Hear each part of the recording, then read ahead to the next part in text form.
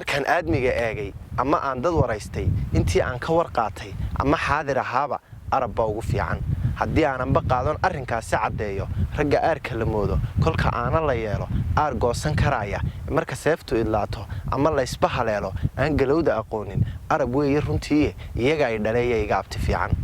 marwadii u dhaxdee aqalkooda gashaana cidba uma eego ilayskaad garata ninka aada dhankoodee hablaha arabweyne ooridiisa noqdaana iftiin buu bixiyaa isna waad garata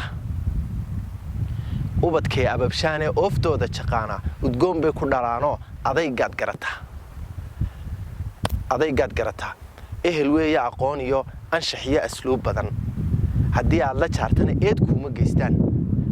adigaan ku su'aalay arab bay dhaleeyayga abti fiican nin kastoo wax ka sheegayo ha dhegaysana laalax maangaabka ilow ammaanteeda u fiican arab baa ku sifaysan aamusoo ha ku deeqdo gobta weeye isaaqe waxaan eebba ka tuugan araartii ku dhameeyey oon ilaah ka rajeeyey inta joogta adduunka allow daa abtiyaashay idilkoodba nimceeyo udubkooda adkee inta aakhire aaday